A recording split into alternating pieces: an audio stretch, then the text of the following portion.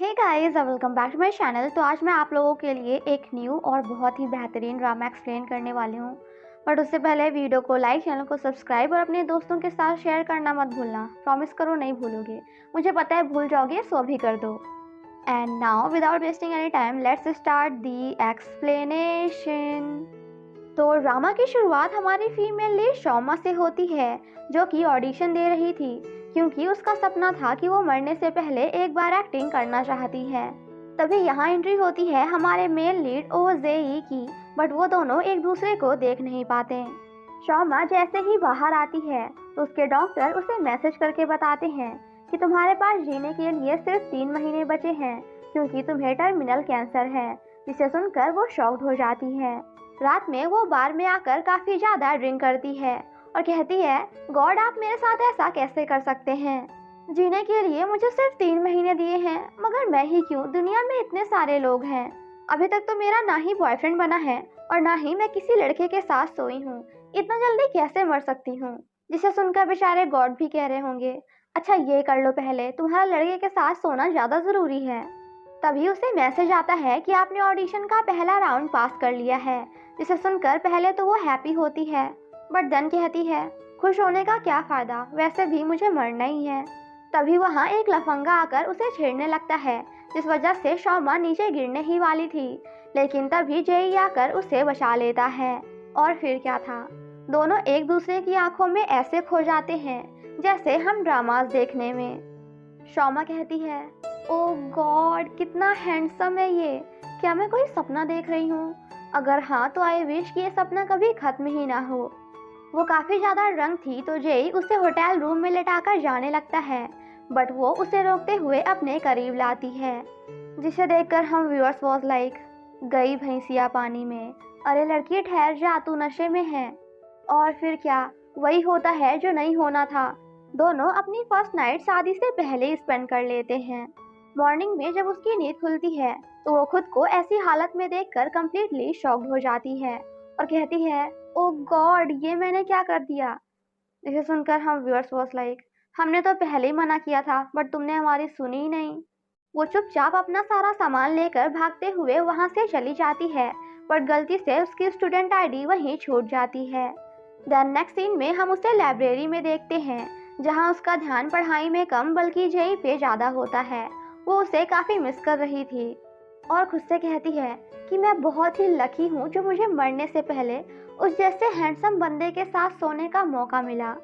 जिसे सुनकर मेरी प्यारी गर्ल्स व्यूअर्स वॉज लाइक, अगर हैंडसम बंदे के साथ सोने को लकी कहते हैं तो हम अनलकी ठीक हैं, राइट गर्ल्स? तभी सामने से जेई आकर कहता है, क्या तुम मुझे भूल गई हो? मगर मैं नहीं, और मैंने तुम्हें काफी मिस किया। वो वहां से भागने लगती है तो जेई कहता है, तोंग शौमा। जिसे सुनकर वो रुक जाती है और कहती है, तुम्हें मेरा नाम कहाँ से पता चला? वो उसे उसकी आईडी कार्ड दिखाते हुए कहता है, इससे। शौमा उसे लेने की कोशिश करती है बट वो नहीं देता एंड वहां से जाते हुए कहता है, अगर तुम्हें चाहिए तो आकर ले लो। काफी देर तक भागने के बाद वो कहती है, अब बच के कहाँ जाओगे बच्चू, एंड उसे पकड़ने की कोशिश करती है, लेकिन जेई वहां से गायब हो जाता है एंड अचानक से उसके सामने आकर कहता है, शौमा ध्यान से सुनो, आज से तुम मुझे जेई बुलाओगी, समझ गई? वो कहती है, जेई। वो कहता है, कल रात मैंने तुम्हें बचाया था तो तुम इसकी भरपाई कैसे करोगी? जिसे सुनकर शौमा उसे कुछ पैसे देते हुए वहां से चली जाती है तो जेई ये देखकर स्माइल करता है। वो जब जा रही थी तो रास्ते में उसे उसकी बहन मिलती है जिसका नाम है रामेंग। आई नो गाइस कि आपको रामेंग का नाम सुनकर रामेन की याद आई होगी, कोरियन नूडल्स। वो कहती है, तुम्हें क्या लगता है कि तुम जैसी लड़की एक एक्ट्रेस बन सकती है? शौमा कहती है, क्यों, क्या ऑडिशन देने सिर्फ तुम ही जा सकती हो, तुम्हारे बाप का है क्या? रामेंग एक नाइफ निकालकर उसके चेहरे को खराब कर देती है ताकि वो एक एक्ट्रेस ना बन सके। एंड देन एक्टिंग करते हुए कहती है, अरे बहना दिखाओ तो, तुम्हें लग गई क्या? शौमा कहती है, तुम भी बिल्कुल अपनी मॉम की तरह घटिया हो जो एक मिस्ट्रेस थी।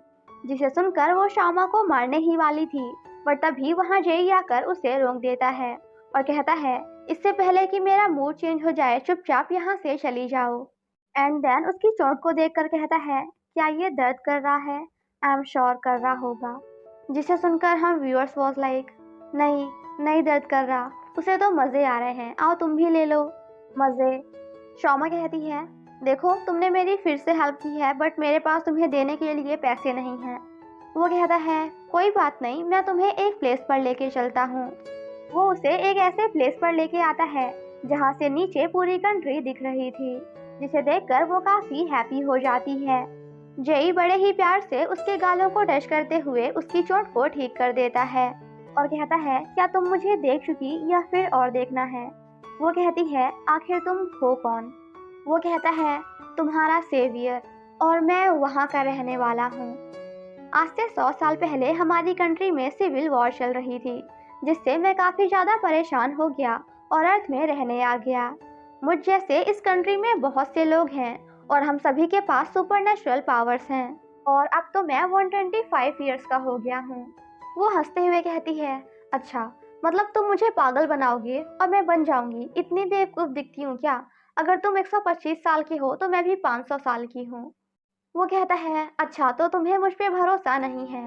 एंड देन उसे प्रूफ करने के लिए अपनी चुटकी बजाता है, जिसके बजाते ही वहाँ पे काफ़ी सारे फायर क्रैकर्स होने लगते हैं, जिसे देखकर शौमा काफ़ी हैप्पी हो जाती है। वो कहती है, कितना ब्यूटीफुल है ये।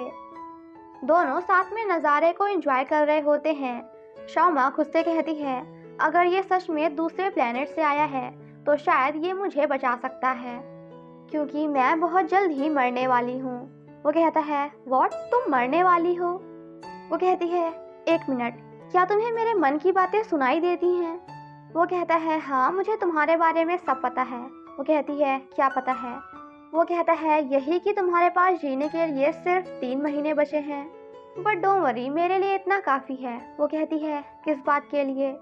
वो उसके क्लोज आते हुए कहता है, तुम्हें बचाने के लिए और तुम्हें अपने प्यार में डालने के लिए। नेक्स्ट सीन में वो उसे एक प्लेस में लेकर आता है एंड अपने अंगूठे को काटते हुए अपने खून की कुछ बूंदें उसके माथे पे गिराता है, जो कि ब्लू कलर की होती है। पीछे से लैंग शाओ आकर कहता है, लगता है तुम इससे बहुत ही ज़्यादा प्यार करते हो, तभी तो इसे बचाने के लिए खुद को हर्ट करने के लिए भी रेडी हो। जय कहता है, shut up and bend over. Guys, वो ये नहीं कहता, वो कहता है, shut up and get out, मुंह बंद करो और चुपचाप यहाँ से चले जाओ। लैंग शाओ कहता है, फिर बाद में मत कहना कि मैंने तुम्हें बताया नहीं। तुमने हमारे रूल्स को तोड़ा है और तुम्हें इसकी पनिशमेंट मिलेगी। फिर जाकर भी तुम्हें कोई नहीं बचा सकता। तभी शौमा के हाथ में कुछ होने लगता है और ये सीन यहीं पे कट हो जाता है। मॉर्निंग में जब उसकी नींद खुलती है तो वो खुद की ऐसी हालत देखकर शॉक्ड हो जाती है एंड जोर से चिल्लाते हुए कहती है, मैं कहाँ हूँ और तुमने मेरे साथ क्या किया है? लेकिन वो तो उसे इग्नोर करते हुए बड़े आराम से सो रहा था। सो नहीं रहा था, सोने की एक्टिंग कर रहा था। शौमा अपने हाथ में ब्रेसलेट को देखते हुए कहती है, अब ये क्या है? वो कहता है, तुम्हारा लकी चार्म, जो तुम्हें और तुम्हारी लाइफ को हमेशा बचाएगा। वो कहती है, अच्छा, तुम कहोगे और मैं मान लूंगी, एंड उसे निकाल कर फेंकने लगती है, जिसे देखकर जेई भागते हुए उसे रोकने जाता है, बट बेचारा गलत पोजीशन में गिर जाता है, जिसे देखकर वो तो उसके बाल ऐसे नोचती है कि जैसे आज बेचारे को तो गजनी बनाकर ही छोड़ेगी। नेक्स्ट सीन में हम उन दोनों को बैठे हुए देखते हैं। वो कहता है, मैंने कहा ना कि ये तुम्हारा लकी चार्म है। वो कहती है, झूठ बोलना बंद करो, मुझे पता है तुम्हें सिर्फ मेरी बॉडी चाहिए। वो कहता है, ठीक है, अगर तुम्हें मुझ पे भरोसा नहीं तो फिर निकाल दो। जिसे सुनकर शौमा उसे निकाल देती है तो जेई उसे किस करते हुए कहता है, उसे पहन लो क्योंकि तुम मेरी हो। बट शौमा तो झांसी की रानी की तरह बेचारे के लिप्स पे ही काट देती है और कहती है, मिस्टर ओजेई, अगर आपने ये दोबारा फिर से किया ना तो मैं इसे उतार कर फेंक दूंगी। वो कहता है, मैंने तुमसे कहा था ना कि तुम मुझे जेई बोलो, और हाँ, इसमें मैंने अपना हार्ट एंड सोल दोनों डाल दिया है, सो प्लीज़ इसे कभी भी निकालना मत। वो कहती है, हाँ ठीक है, नहीं निकालूंगी, बट प्लीज़ बिना मेरी परमिशन के मुझे किस करना बंद करो। नेक्स्ट सीन में जब वो सेल्फी ले रही थी तभी पीछे से जेई नहा कर आता है तो वो उसे घूरने लगती है।